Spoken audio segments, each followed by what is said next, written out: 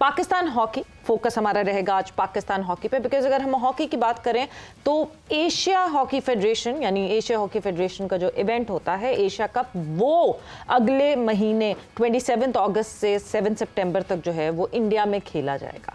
अब बहुत सारा शोर मच रहा है, बहुत सारी बातें हो रही हैं कि पाकिस्तान टीम ट्रैवल करेगी या नहीं करेगी, पाकिस्तान हॉकी टीम को भेजना चाहिए कि नहीं भेजना चाहिए। मगर ये सारी बातें, ये सारे सिलसिले शुरू हुए भारत के मीडिया की तरफ से। भारत के मीडिया ने भेजने की बात नहीं की, भारत के मीडिया ने इसकी जरूर बात की है कि पाकिस्तान टीम को हम होस्ट करेंगे। हम क्यों होस्ट करेंगे? जो जिस तरह के हालात रहे, जो जिस तरह के सिलसिले रहे। तो सवाल तो सबसे पहले ये उठता है कि वेदर पाकिस्तान गवर्नमेंट या Pakistan hockey federation Pakistan hockey team को भेज भी रही है, भारत की नहीं भेज रही है इस इवेंट के लिए। बिकॉज जब हम सिक्योरिटी की बात करते हैं, so that is the for most important thing कि हमारी टीम सिक्योर्ड है कि नहीं।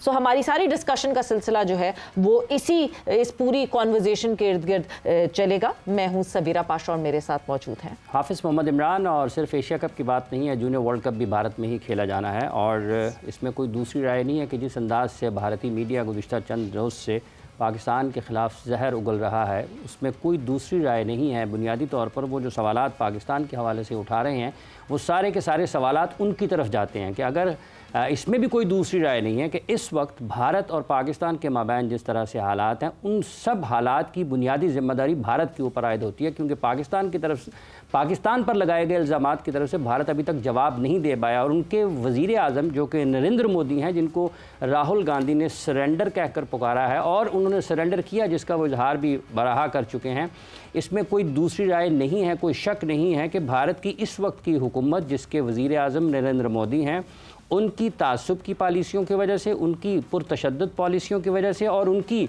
जारहाना हिकमत अमली सोच और पाकिस्तान मुखालिफ बयानिए की वजह से न सिर्फ खित्ते में अमन को ख़तरा है बल्कि दुनिया का अमन ख़तरे में है।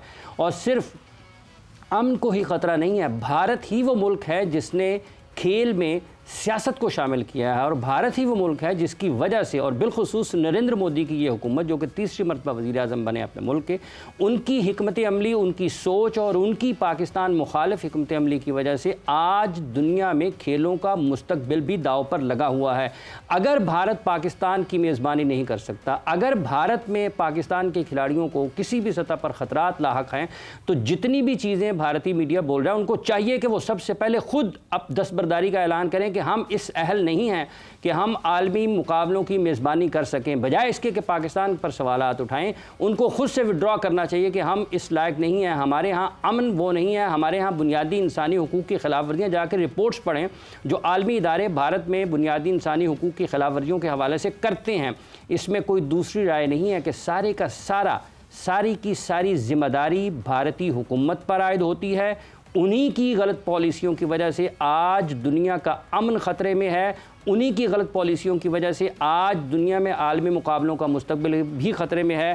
और अगर हम इसी हवाले को आगे बढ़ाएं तो याद रखिएगा कि पाकिस्तान ने मई 2025 के पहले अशरे में जिस तरीके से आपको जवाब दिया है और जिस तरीके से दुनिया में आपकी जो नाम नहाद जमहूरियत और जो आपकी नाम नहाद अस्करी कुव्वत थी उसको बेनकाब किया है, उसका भांडा फोड़ा है। अगर आप बाज नहीं आएंगे तो पाकिस्तान की तरफ से आपको उससे भी ज़्यादा सख्त और उससे भी ज़्यादा शिद्दत के साथ जवाब दिया जाएगा और आप इसके अहल नहीं हैं।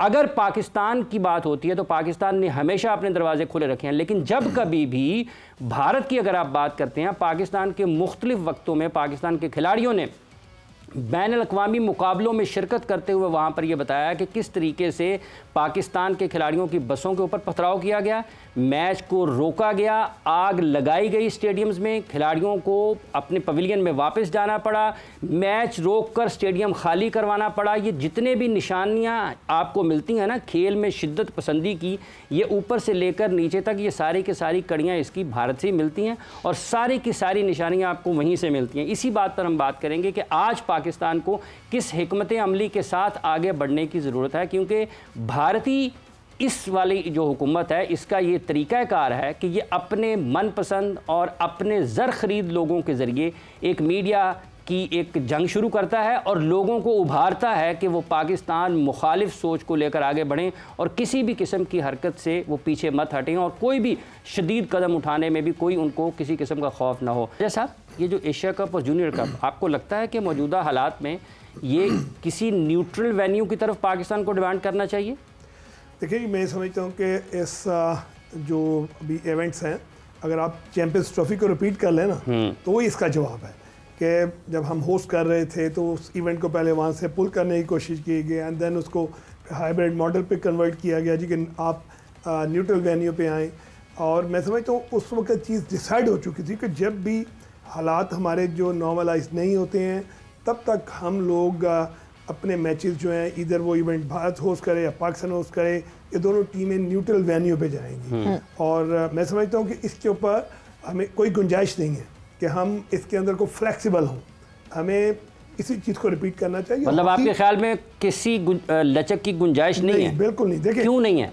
इसलिए नहीं है कि जिस लहर पे हम खड़े हैं इस वक्त, मैं इसको हमेशा कहते हैं दो धारी तलवार है, एक तो रोक ली जाए, एक तरफ कट दिया जाए। और खुदा ना खास्ता कोई ऐसा मिसहैप होता है तो वो किस चीज़ को लीड करेगा।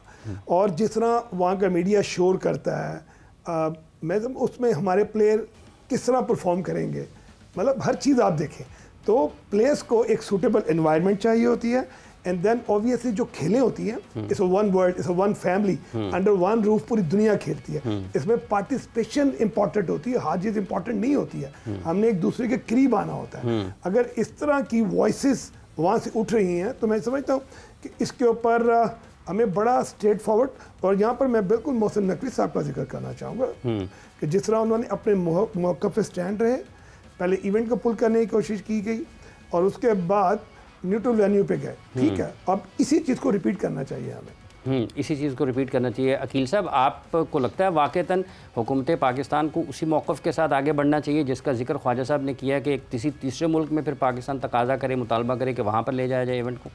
मुफ्ती साहब, होना तो यही है क्योंकि जिस तरह के हालात हैं, जंगी हालात हैं, इस वक्त भी मोदी जो है वो हर वक्त हमें ललकारा होता है, कभी गोली नौजवानों को कहता है, गोली खाने का कुछ कहता है। तो इस माहौल में तो स्पोर्ट्स नहीं होनी चाहिए। मेरा तो ख्याल है अपना कि हमारे तक तो बात आनी नहीं चाहिए। AHF को या FIH को पहले ये स्टेप ले लेना चाहिए था कि इस तरह जिस तरह न्यूक्लियर वॉर होती आप जिस रुक गई, रह गई तो ट्रंप बीच में इन्वॉल्व हुए और वो जिस तरह वो खुद बारहा कह चुके हैं कि मैंने ये न्यूक्लियर जंग को रुकवाया है क्योंकि खित्ता नहीं बल्कि पूरा दुनिया जो है इसकी लपेट में आ सकती थी। तो पहले ही FIH को इस हालात में अभी समझ लें कि 1 मास तकरीबन रह गया इस इवेंट को होने में, 27 अगस्त से होना है, उसके बाद जूनियर वर्ल्ड कप भी है। तो इसकी वैसे ही उनसे मेज़बानी ले लेनी चाहिए। माजी की ये एग्जाम्पल्स जो हुआ है। अच्छा, आप